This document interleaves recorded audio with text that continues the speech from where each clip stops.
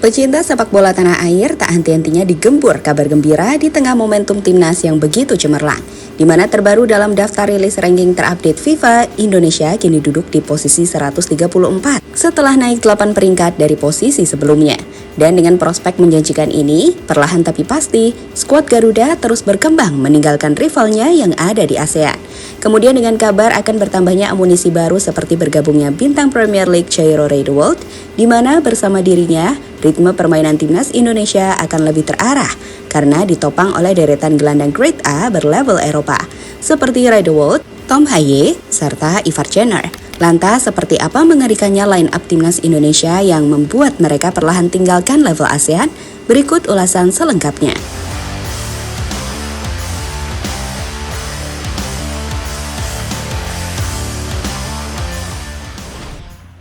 Performa Indonesia meroket.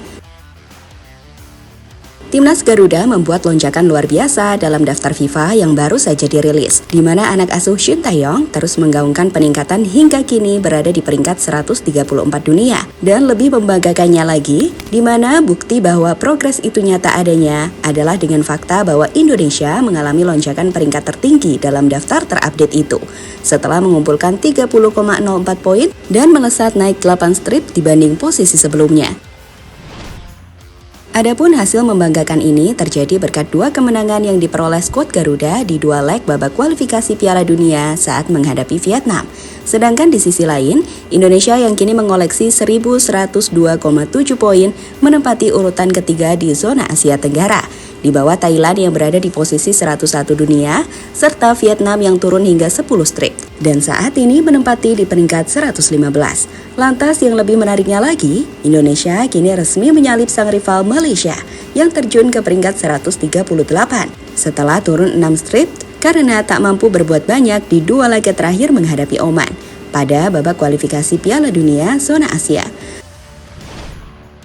Lantas dengan hasil positif ini, Erick Thohir selaku Ketua Umum PSSI yang berandil besar dalam peningkatan kualitas timnas mengapresiasi seluruh elemen yang terlibat. Seraya berharap kedepannya dapat bekerja lebih keras lagi, sebab rekor terbaik Indonesia di kancah internasional masih belum terpecahkan, di mana timnas kita pernah menduduki peringkat 120 dunia pada tahun 2009 lalu.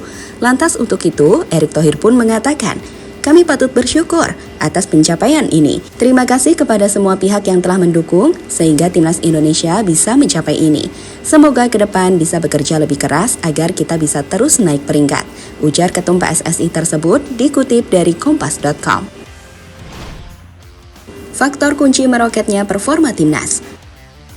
Tak dapat dipungkiri, kehadiran para pemain keturunan yang bersedia membela tanah air leluhurnya menjadi faktor utama di balik berubahnya wajah sepak bola Indonesia, di mana mayoritas mereka yang merupakan pemain abroad Eropa membawa kualitas lebih untuk menyempurnakan berbagai ketimpangan di banyak lini Indonesia. Terlebih, mereka yang dididik di Eropa dengan disiplin serta dedikasi tinggi mampu menyalurkan nilai-nilai positif hingga membuat pasukan Garuda yang saat ini didominasi oleh talenta muda semakin terinspirasi untuk terus berkembang.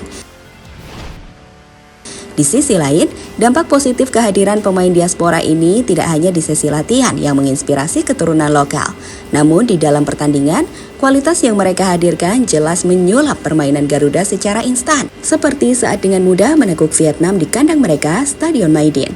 Padahal selama 20 tahun ini, Indonesia begitu kesulitan, kalah harus bertandang ke Stadion Maidin, hingga selalu takluk di kandang angker tim naga emas tersebut.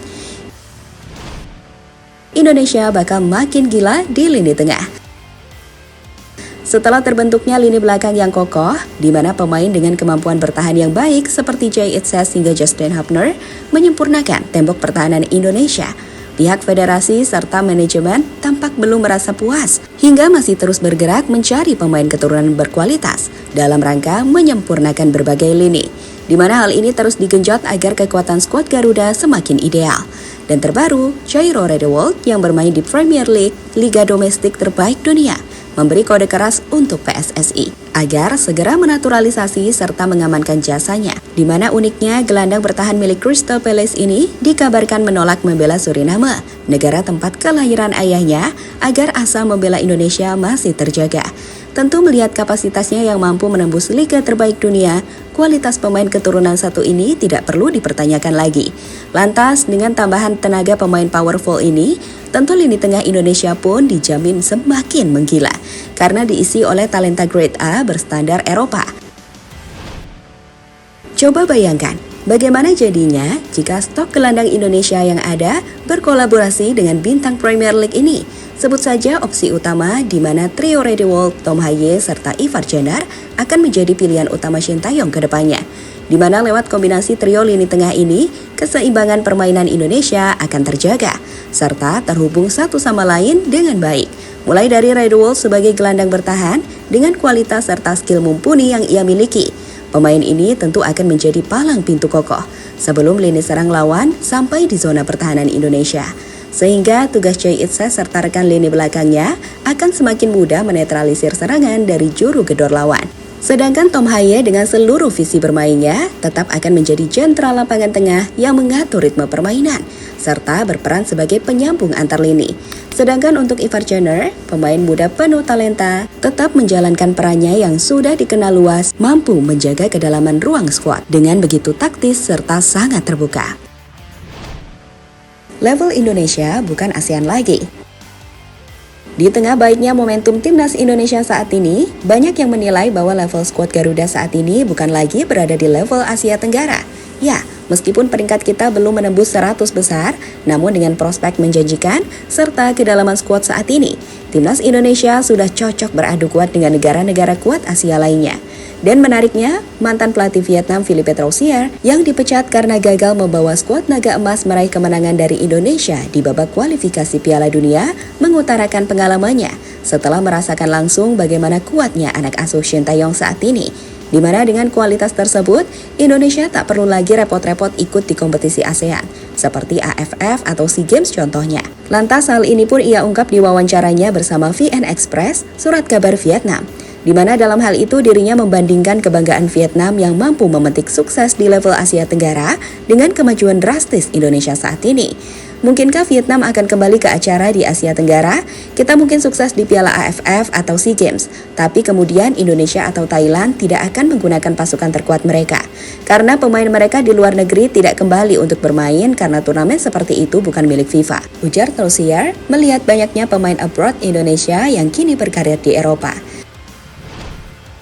Dan benar saja, melihat komposisi anak asuh Shin Tae-yong saat ini, serta pertandingan terakhir melawan Vietnam, Indonesia tampaknya memang sudah layak beradu mekanik dengan negara-negara besar, seperti Jepang dan Korea Selatan atau negara Eropa lainnya.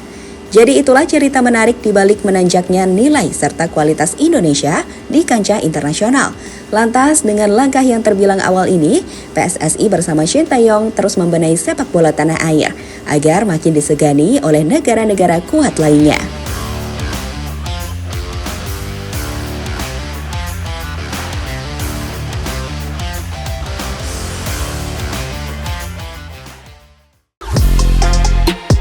Halo, izin iklan sebentar ya guys. Jadikan ruangmu bernuansa timnas. Temukan beragam poster dinding, sepak bola dan timnas dengan desain menawan, kualitas premium dan harga yang tidak akan menguras kantong. Segera klik link Shopee di deskripsi video ini dan dukung timnas dengan sepenuh hati. Mulai dari dinding rumahmu.